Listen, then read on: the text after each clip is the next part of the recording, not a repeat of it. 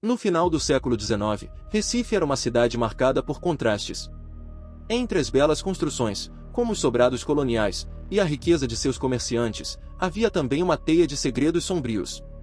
Na Rua Nova, no bairro de Santo Antônio, uma dessas histórias começou a circular de boca em boca, se espalhando como um rumor macabro. Diziam que naquela rua, em um sobrado de aparência imponente, algo terrível havia acontecido. Algo tão horrível que, mesmo muitos anos depois, sua marca ainda pairava no ar, carregada nos ventos noturnos, como uma sombra de um passado não resolvido.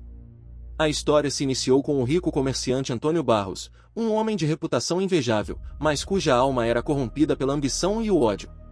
Antônio era dono de diversas lojas na cidade e de um prestígio que fazia sua palavra ser lei.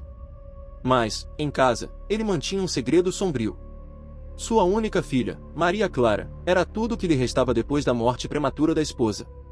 Desde a infância, Antônio a controlava rigidamente, temendo que qualquer escândalo pudesse manchar sua posição na sociedade. Maria Clara, uma jovem bela e de espírito livre, era mantida sob constante vigilância, como um pássaro preso em uma gaiola dourada. No entanto, nem as paredes grossas do sobrado, nem os olhos vigilantes dos empregados puderam impedir que Maria Clara conhecesse João, um jovem de fama duvidosa que perambulava pelas cercanias. João era charmoso, astuto e sabia como conquistar o coração das jovens inocentes. O romance entre os dois floresceu em segredo, longe dos olhos austeros de Antônio Barros. Mas o segredo não durou muito. Foi uma criada que, sem querer, revelou ao comerciante a terrível verdade. Maria Clara estava grávida. Ao ouvir a notícia, Antônio foi tomado por uma fúria cega. Não era apenas o fato de sua filha ter desonrado a família, era também quem havia feito isso. João, o malandro, não apenas seduzira Maria Clara, mas também fora amante de sua esposa antes de sua morte. Era uma dupla traição, uma afronta ao seu orgulho que ele jamais poderia suportar. Desesperado para manter as aparências, Antônio tentou casar Maria Clara com um primo distante. A ideia era simples, o casamento encobriria a vergonha da gravidez. Mas, quando o primo soube do escândalo, recusou-se a levar a jovem em desgraça. Para Antônio, aquilo foi a gota d'água. O ódio fervia dentro dele, e a ideia de que sua filha carregava o sangue de um traidor o atormentava. A honra da família, para ele, só poderia ser lavada com uma medida extrema. Foi então que Antônio tomou a decisão mais macabra de sua vida. Ele trancou Maria Clara em seu quarto, acorrentou seus pés e mãos, e, coberta por um lençol branco, levou a filha até um banheiro desativado dentro do próprio quarto, um local esquecido do sobrado, onde as paredes já velhas guardavam segredos de outras épocas. Com a ajuda de um comparsa, um dos homens de confiança que sempre o seguiu cegamente, Antônio começou a cavar um buraco na parede. Os sons abafados do martelo e da pá ecoavam pela casa, mas ninguém questionou. Maria Clara, assustada em lágrimas, implorava ao pai por misericórdia. Suas súplicas, porém, caíram em ouvidos surdos. Antônio estava determinado. Ele empurrou a filha para dentro do buraco, onde ela mal conseguia se mover devido às correntes que a prendiam. Seus gritos de desespero ficaram cada vez mais abafados à medida que os tijolos começavam a ser colocados, um a um, até que o som se extinguiu completamente. A última coisa que Maria Clara viu antes de a escuridão total engoli-la foi o rosto frio e sem expressão do homem que deveria ter sido seu protetor. Dias depois, os vizinhos começaram a notar o silêncio mortal que caíra sobre o sobrado.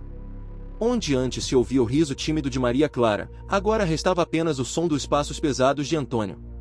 As portas permaneciam fechadas, e a casa parecia mergulhada em uma escuridão profunda. Mas o silêncio não durou para sempre. Em pouco tempo, começaram os boatos.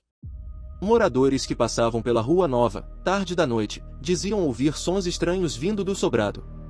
Alguns juravam ter escutado gritos abafados, como se alguém estivesse preso dentro daquelas paredes grossas. Outros falavam de correntes sendo arrastadas pelo chão, em um som metálico e persistente. Com o passar dos anos, as histórias se intensificaram. Diziam que, durante as noites mais escuras, era possível ouvir uma jovem chorando e suplicando por ajuda. Aqueles que ousavam passar perto do sobrado em altas horas da madrugada sentiam um frio inexplicável e, algumas vezes, chegavam a desmaiar. Quando despertavam, estavam misteriosamente dentro da casa, sempre de frente para uma parede, como se algo invisível os tivesse conduzido até lá. Esses relatos começaram a ganhar força. Não eram apenas os transeuntes que falavam sobre o sobrado, até mesmo os novos moradores da casa começaram a perceber que algo não estava certo. ninguém conseguia morar ali por muito tempo. A sensação de ser observado, os ruídos inexplicáveis nas paredes e, principalmente, a visão de uma figura feminina que aparecia em reflexos de espelhos ou nas sombras dos corredores faziam com que os novos inquilinos abandonassem o local às pressas.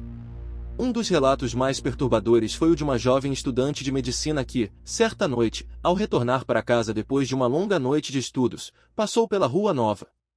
Ela havia ouvido falar da lenda, mas nunca acreditara de verdade. Até que, naquela noite, enquanto caminhava distraída, escutou um gemido baixo, seguido pelo som de correntes. Parou, congelada de medo, e sentiu um arrepio percorrer sua espinha. De repente, uma súplica abafada ecoou, pedindo por ajuda, e a estudante desmaiou.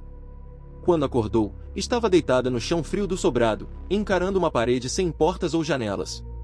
O ar ali dentro era denso, pesado, e parecia vibrar com a presença de algo antigo e malevolente. Ela saiu correndo, assustada, e nunca mais voltou àquela rua. Hoje, o sobrado da Rua Nova ainda está de pé, marcado pelo tempo e pelas histórias que cercam seus muros.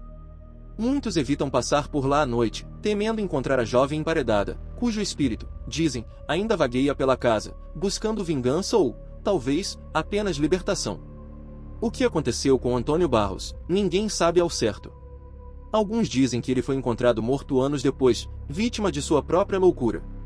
Outros acreditam que o comerciante simplesmente desapareceu, engolido pelas mesmas sombras que ele próprio criou ao selar o destino de sua filha.